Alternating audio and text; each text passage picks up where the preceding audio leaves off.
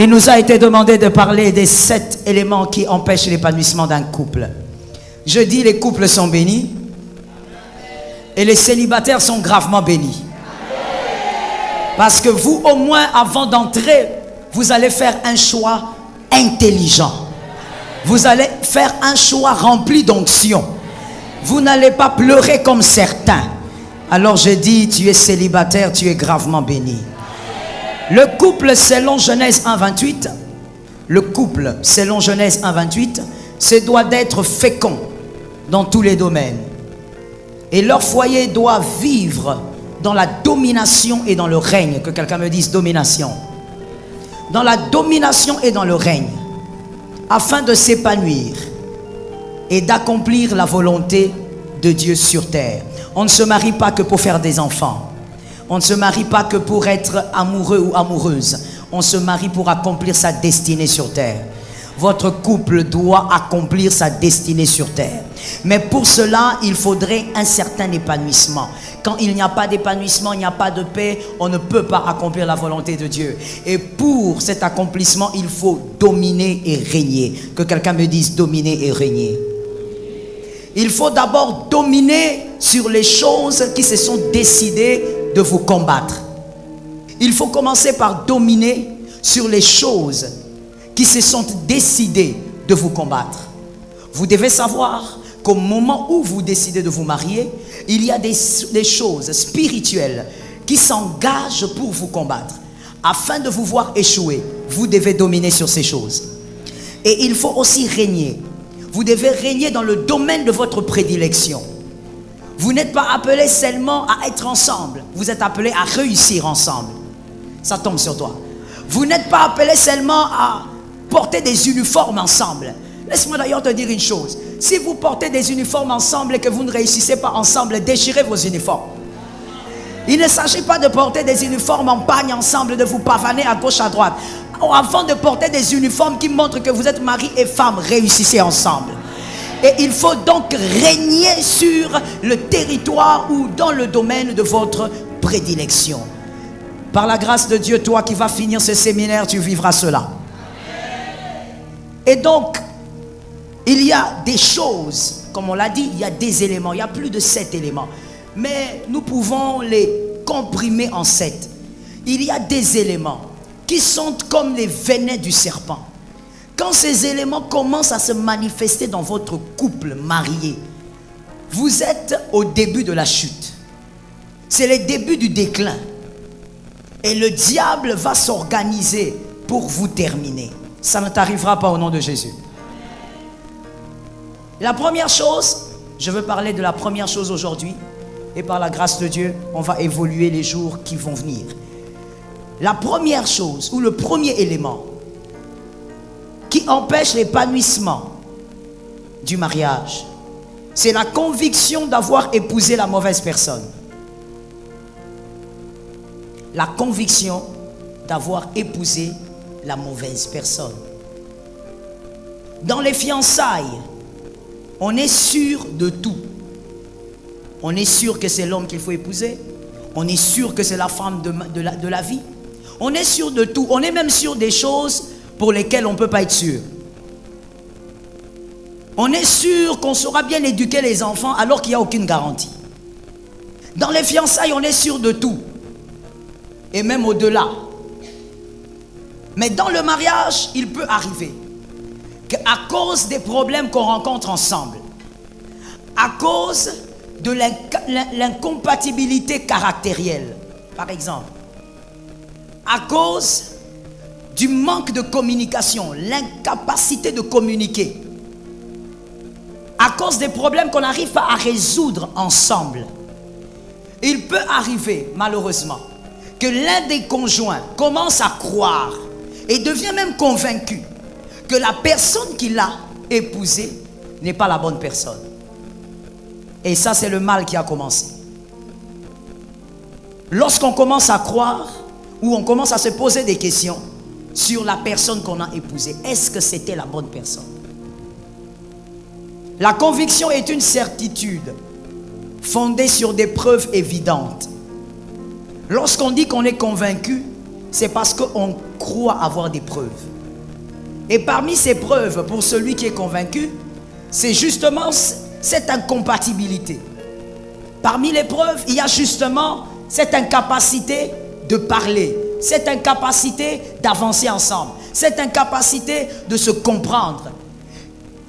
Et tout de suite, l'un prend ou tire une conclusion. L'un commence à nourrir une conviction, mais une conviction très dangereuse et diabolique.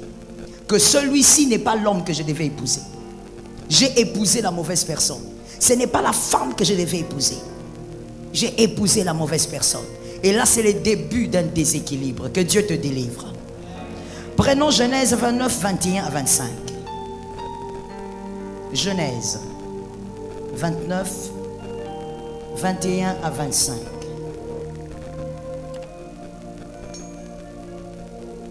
Je lis la parole au nom de Jésus.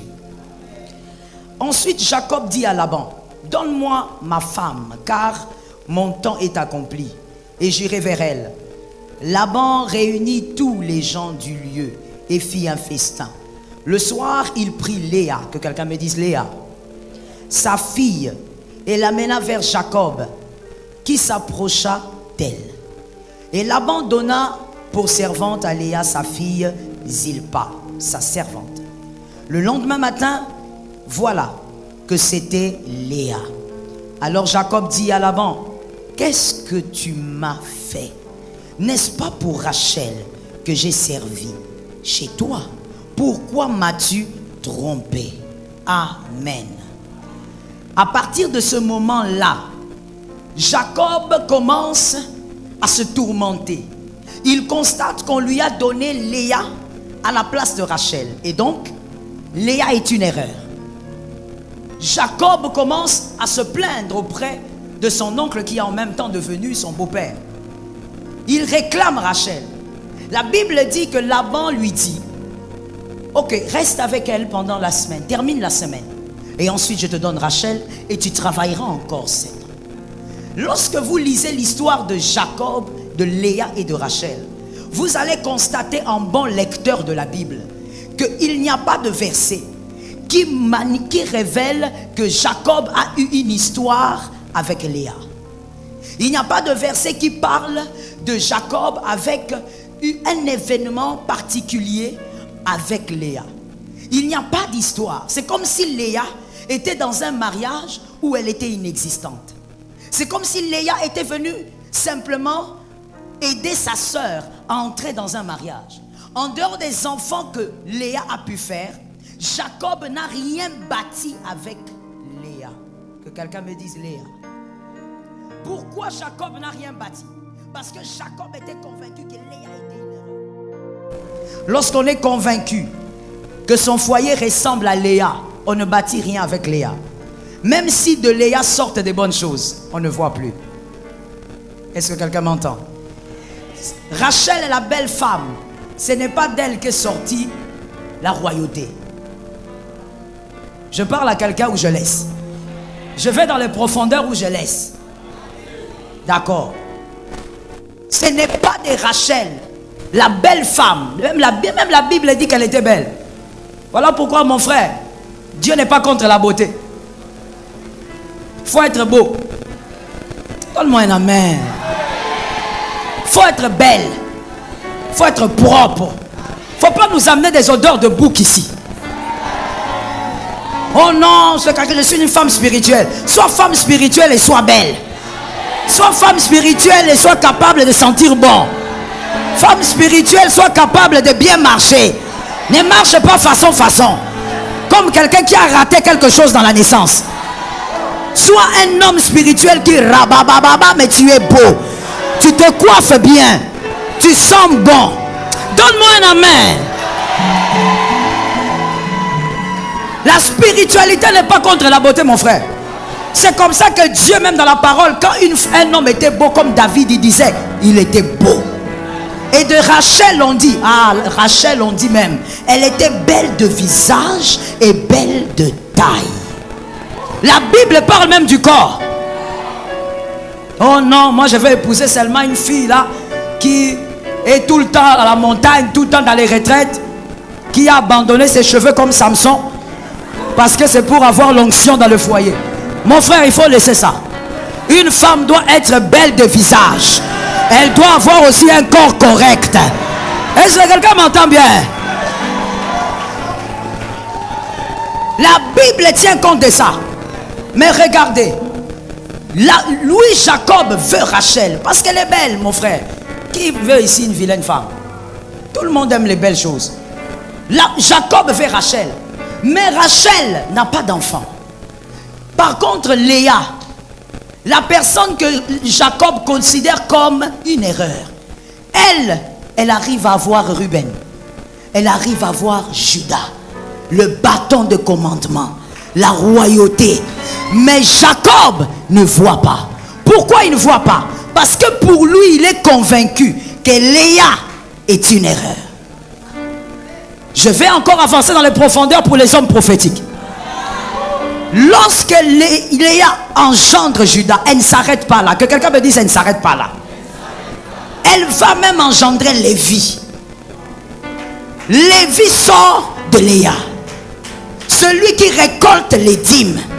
Mais Jacob ne voit pas.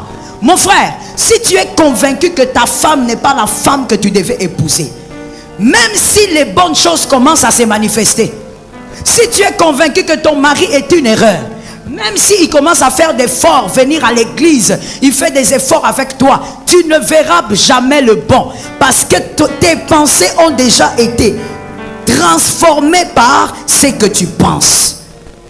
Est-ce que quelqu'un m'entend? Tu seras incapable de voir le bien. Ta perception de la vie a été modifiée. Ça a été modifié par quoi? Par tes pensées. Les efforts que l'autre va fournir pour devenir un homme meilleur, une femme meilleure, tu ne vas pas le voir. Parce que toi, tu es convaincu que ce n'est pas lui. On te dira, mais tu ne vois pas que depuis que vous êtes ensemble, regarde les efforts qu'il a fournis. Tu diras, non, non. Ça, il fait semblant. Parce que tu es convaincu que ce n'est pas lui. Et ça commence à créer un déséquilibre. Quand on est convaincu que ce n'est pas l'homme qu'il fallait, la femme qu'il fallait, tout ce qui vient de lui devient amer. Tout ce qui vient de lui devient un problème.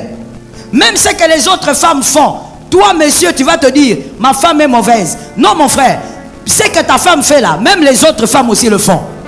Mais ton seul problème, c'est que tu es convaincu qu'il fallait épouser Janine. Je parle ou je laisse? Tu te sens obligé, monsieur, de rentrer dans tes souvenirs pour dire non, non, si j'avais épousé Niclette, mon frère, l'eau c'est l'eau. Si j'avais épousé Henriette, j'allais être mieux, j'allais vivre mieux. Écoute bien. Si tu avais épousé Niclette, si tu avais épousé Georges, tu allais seulement avoir d'autres types de problèmes. Mais problème, c'est problème. C'est ce que tu ne sais pas. Et quand on commence à avoir des pensées négatives, pareil, le diable vous aide. Que quelqu'un me dise, le diable vous aide. Le diable vous aide. Il commence à t'aider. Il commence à te donner des yeux biaisés. Il commence à te faire voir. Regarde, tu vois même ça. Pourquoi il se comporte comme ça? Est-ce que si c'était l'autre, il allait se comporter ainsi? Tu ne mérites pas ça. Mon frère, ma soeur, écoute-moi très bien. J'ai envie de tuer quelque chose maintenant et tout de suite. Quelque chose que j'entends souvent les femmes dire. Je ne mérite pas cet homme. Je mérite mieux. Maman, lui aussi mérite mieux. Quand tu dis je mérite mieux, généralement c'est avec beaucoup d'ego que les femmes le disent. Tu dis que tu mérites mieux parce que tu regardes tes qualités. Mais tu as oublié de compter tes défauts.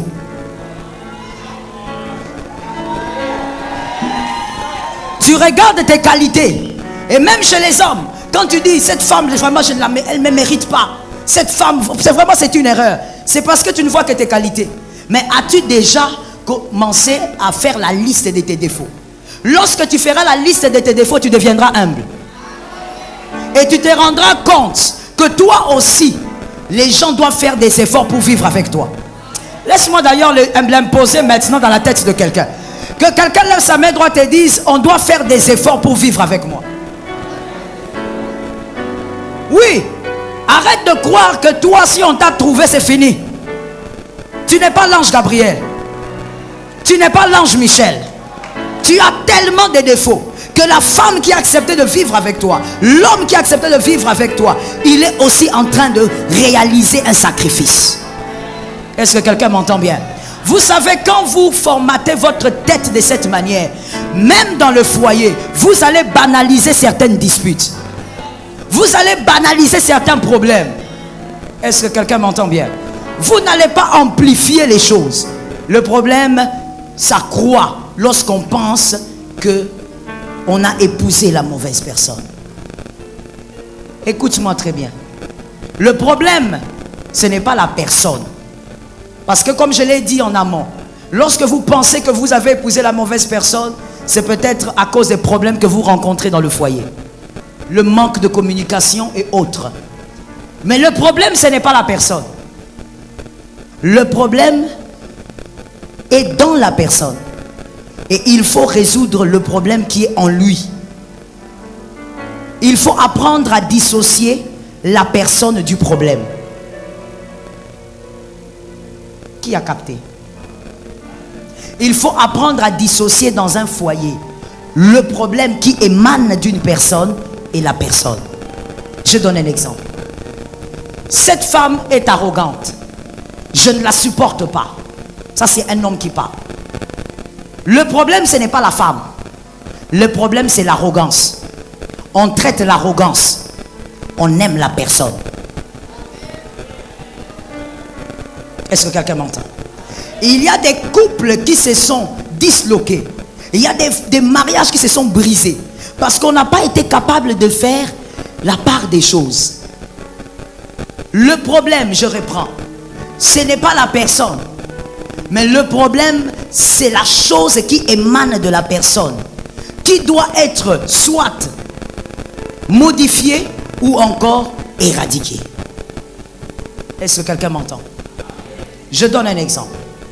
Lorsque vous êtes en face d'une rivière ou même de la mer, dans la rivière ou dans la mer, au fond, qu'est-ce qu'il y a? Tout au fond, qu'est-ce qu'il y a là-bas? Pardon? Soyez libre de le dire. Vous n'avez jamais vu une rivière? Qu'est-ce qu'il y a au fond? Le sable. Il y a le sable au fond. Même quand vous regardez l'eau de la mer, vous dites, waouh, c'est beau, ça paraît bleu. Au fond, il y a le sable. Vous, lorsque vous allez vers la mer ou la rivière pour vous laver ou pour boire, concentrez-vous sur l'eau. Ne laissez pas le sable vous tourmenter parce que le sable ne peut dénaturer l'eau.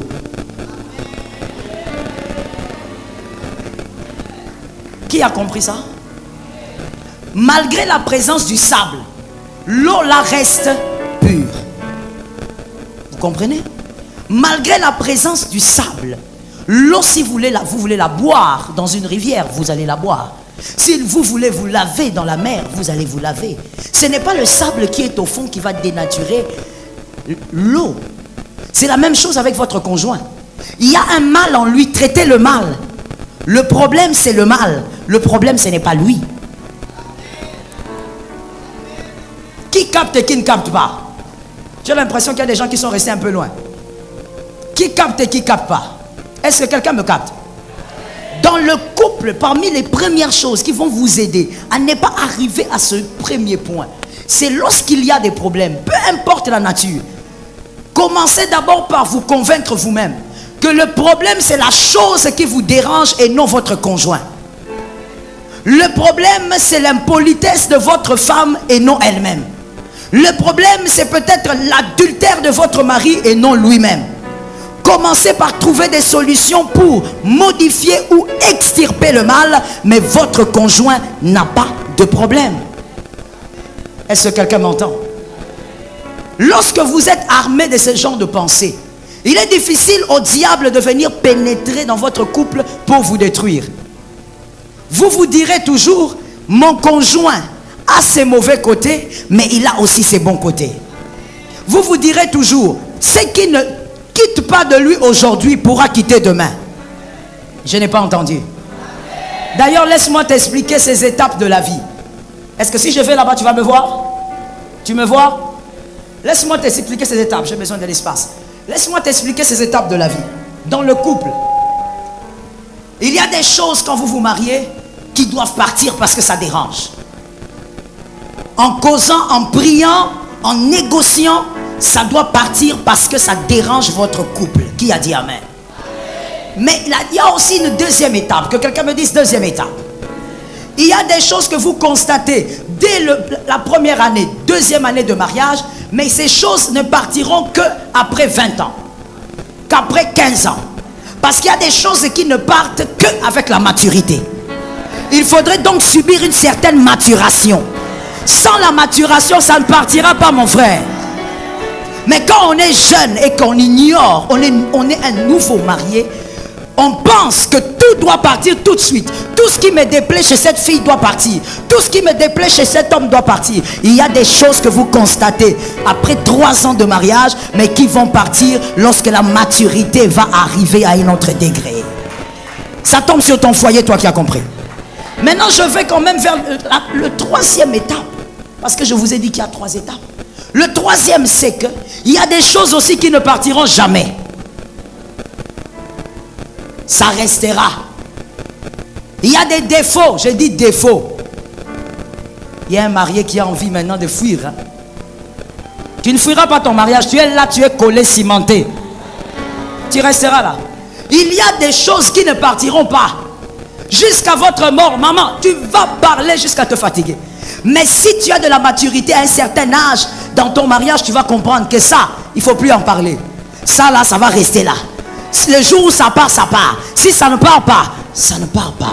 Tu vas regarder ta femme, tu vas dire ça, ça ne partira plus. Je vais vous dire pourquoi le troisième étape doit exister. Pourquoi il y a des choses qui ne partiront jamais. Non seulement parce que nous sommes imparfaits, mais parce que ça crée de l'espace pour Jésus. Je bénis les gens qui ont donné un amen. Ça crée un espace pour Jésus. Si tu ne fais que sourire dans ton mariage, tu vas oublier que Jésus existe. Tu vas oublier que Jésus est la corde qu'on cherche. Si tu ne fais que sourire dans ton foyer, tu vas oublier que l'homme de Galilée essuie les larmes. Mais à des moments, quand il y a des problèmes, tu vas dans ta chambre, tu dis l'homme de Galilée, le meilleur ami, le meilleur mari, celui qui a un amour plus que d'une femme, vient intervenir. Et Jésus intervient. Je dis à une femme mariée, je dis à un homme marié, si vous avez des problèmes chez vous, ce n'est pas un problème. Vous n'êtes pas un mauvais couple parce que vous avez des problèmes. J'ai l'habitude de dire au couple, le problème ce n'est pas d'avoir des problèmes. Can you get it? Do you get it? Le problème ce n'est pas d'avoir de problèmes. Le problème c'est d'être incapable de résoudre les problèmes. C'est là où se cache la maturité. Mon frère, si tu n'as jamais eu de problème, ne me dis pas que tu es mature. On n'est pas mature parce qu'on porte des lunettes. On n'est pas mature parce qu'on a une démarche particulière. Les démarches des hommes chrétiens. Comme si tu étais dans l'armée du salut. On n'est pas mature parce qu'on porte des longues robes. Montre-moi quel type de problème tu as déjà résolu dans ta vie et dans ton mariage. Je te dirai quel type de maturité tu as. Est-ce que quelqu'un m'entend bien? Voilà pourquoi je veux dire à un jeune ici. Jeune, on ne prie pas Dieu pour dire Dieu, donne-moi une femme avec qui je n'aurai jamais de problème. Donne-moi un homme avec qui je n'aurai jamais de problème. On prie pour toi en disant, Seigneur, permets-moi de vivre dans la maturité. C'est comme ça que j'ai vu des couples, pour un petit rien, se séparer. Mais j'en connais d'autres, ils ont vécu des vents violents. Mais ils sont là. Quand ils vous parlent de leur histoire, vous dites, hey, comment vous avez fait pour être ensemble? La différence, ce n'est pas l'âge. La différence, c'est la maturité. Est-ce que quelqu'un m'entend? Voilà pourquoi je veux te dire aussi, ma soeur, quelle soeur célibataire me donne la main? Vous êtes trop nombreuses, mariez-vous. Je dis ceci aux sœurs célibataires. On ne pense pas qu'un homme est mature parce qu'il a la barbe. La barbe là, c'est pas la maturité. Oh Oh non, maman, j'ai remarqué qu'il commence à avoir une barbe blanche. Et alors? Même dans le livre de Job, Elihu a dit, oh, je croyais que la sagesse était cachée dans les cheveux blancs. Mais ce n'est pas ça. Un homme n'est pas mature parce qu'il a 45 ans. Il y a des fois des soeurs qui me disent, maman, il sera sérieux, il sera sérieux. Et je demande pourquoi. Maman, il a 45 ans. Il travaille et puis il n'est pas encore marié. Donc c'est un homme qui est rangé. Il n'est pas rangé, il est dérangé. Je t'explique pourquoi. Frère, si tu as 45 ans, tu es célibataire, désolé, mais je suis venu te parler. Je dis, tu n'es pas rangé, tu es dérangé. 45 ans célibataire, tu fais comment? Tu gères comment?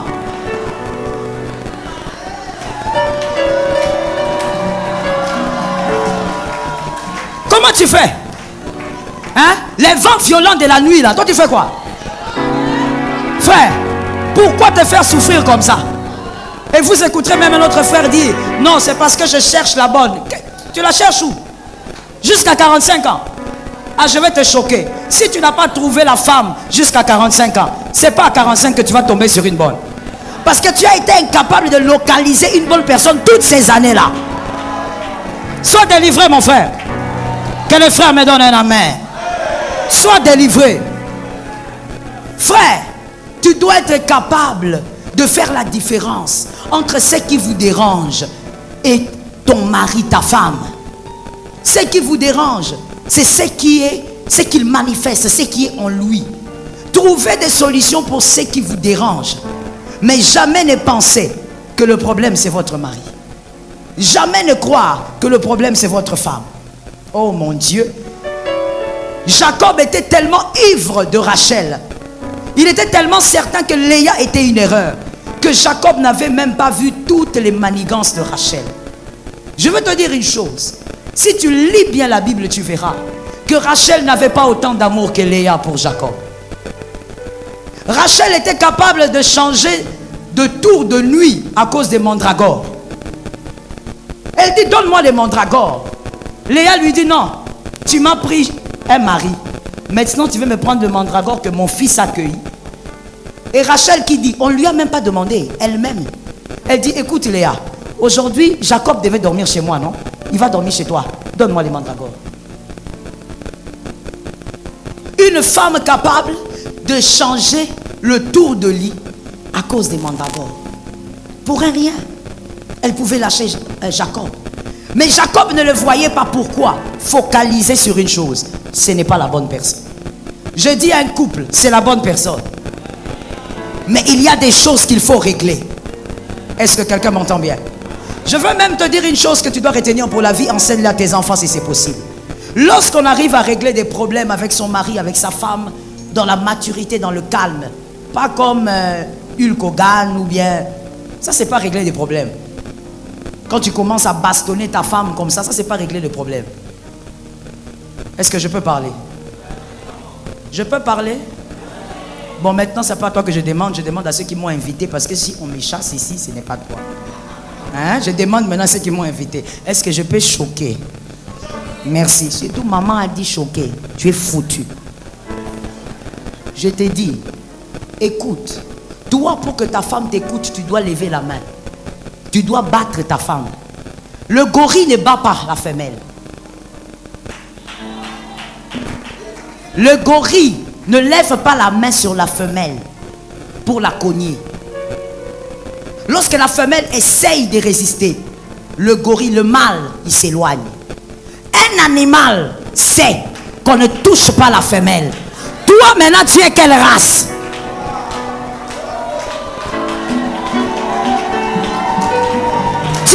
Tu es dans quel rayon? Il faut nous dire, tu es dans quel rayon? Parce que le gorille sait que quand la femelle s'agite, on lâche, on part, on s'éloigne. En d'autres termes, on laisse un peu l'espace, que les choses se calment. Et puis on revient. Mais toi, tu dis tu es créé à l'image de Dieu. Toi, tu fais ce que le gorille ne peut pas faire. Je veux te dire une autre chose, monsieur. Frère, tu diras amen. Hein? Je veux te dire une autre chose, monsieur. Lever la main sur sa femme, battre sa femme, c'est être incapable de communiquer. vous souffrez d'un vice, mais aussi d'une carence. Quelle est cette carence? L'incapacité de vous faire comprendre et entendre. Un vrai homme, un Ish selon Genèse, c'est celui-là qui dit à sa femme, assieds-toi, je vais t'expliquer. Adam a convaincu Ève par la parole. Gabriel a convaincu Marie par la parole. Un homme doit être capable de convaincre sa femme par la parole.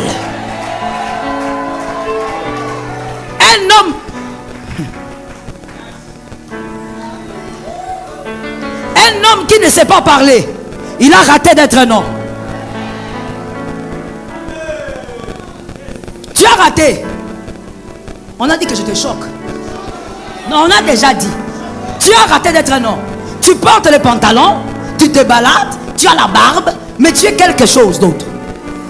Tu n'es pas un homme. Un homme convainc par la parole. Adam regarde la femme est en train de venir. La femme ne le connaît pas. La femme se pointe, il dit voici cette fois celle. Il commence à parler. La femme a tellement été convaincue que Ève n'a pas même pu dire un seul mot. As-tu un verset qui démontre que Ève a parlé à Adam ce jour-là? Il n'y en a pas. Elle a tellement été convaincue. Mais toi, tu as une maladie. L'incapacité de te faire comprendre. L'incapacité de convaincre. Voilà pourquoi je dis toujours aux filles célibataires, n'épousez pas les faux dragueurs. Il faut épouser un gars qui est capable de te draguer copieusement. Toi tu viens là, je parle ou je laisse? Je mélange tout le monde afin que tout le monde soit à l'aise, et les mariés et les célibataires. Toi tu es là ma soeur, tu as attendu le mariage. Regarde comment est-ce que la vieillesse est venue près de toi. Tu attends le mariage. Un gars qui vient là, toi tu attends des paroles. Le pasteur t'a tellement prêché ici. Il t'a dit ma soeur, éloigne-toi de l'impudicité. Garde-toi. Tu as écouté l'homme de Dieu. Tu te retenu. Et finalement il y a un gars qui vient. Tout ce qu'il trouve à dire, Dieu m'a dit c'est toi. Papa, quand on se prive de nourriture, il faut qu'on mange bien. Quand on se prive d'un frère, quand on se prive d'un repas, il faut que le jour là qu'on va manger là, il faut qu'on mange. La pauvre fille là qui est dans la chorale là, elle attend. Toi tout ce que tu trouves à dire, Dieu m'a dit, ma soeur, va prier. J'ai dit à une soeur, il faut fuir. Non, il ne faut même pas écouter. Frère, lorsque ne l'aime pas au nom de Dieu, c'est toi qui vas vivre avec. C'est toi qui vas dormir avec. C'est toi qui vas te balader avec. C'est toi qui vas commencer à avoir des plaisirs avec cette femme. Tu dois la regarder dans les yeux et tu lui dis, toi, chair de ma chair, regarde la démarche. Regarde comment tu es belle. Moi c'est toi. La femme que j'ai choisie c'est toi. Je vais te rendre heureuse. Amenez-la moi ici, je vais lui imposer les mains. Amenez-la. Pendant qu'on parle, l'onction est en train d'opérer et en train de briser les jougs. Amenez-la moi vite mon frère. Si vous avez de l'huile, donnez-moi aussi. Nous rions, mais l'onction opère. L'onction est en train de briser les jougs. Là où il y a le mal, il y a le pouvoir du divorce, ça doit tomber. S'il vous plaît, tenez-la bien, mes frères. Tenez-la bien. Amenez de l'huile. Il y a un pouvoir dans sa famille. Ce pouvoir est un pouvoir de divorce et d'échec dans le mariage. Je vais déclarer, l'assemblée des saints va dire au nom de Jésus. Je déclare la victoire. Approchez, je déclare la victoire. Je déclare la victoire. Je déclare la victoire. Je déclare la victoire. Au nom de Jésus, je déclare la victoire. Tu ne peux pas dominer sur cette vie. Je déclare la victoire. Au nom puissant de Jésus. Ouvrez l'huile. Mettez sur la tête. Shirabasatayamaro. Shetemai. Mettez sur la tête. Elle va commencer à s'agiter. Vous la tenez. Shiremabosa. Je déclare le feu et l'assemblée de Dieu va devenir seulement un amen. Le feu. Le feu. Le feu. Le feu. Le feu. Le feu. Le feu. Le feu. Au nom de Jésus. Au nom de Jésus. Au nom de Jésus. Tu ne peux pas détruire cette vie. Tu ne peux pas détruire cette vie. Tu ne peux pas détruire cette vie. Au nom de Jésus de Nazareth. Saint-Esprit. Allez la faire asseoir derrière. Shema Sata.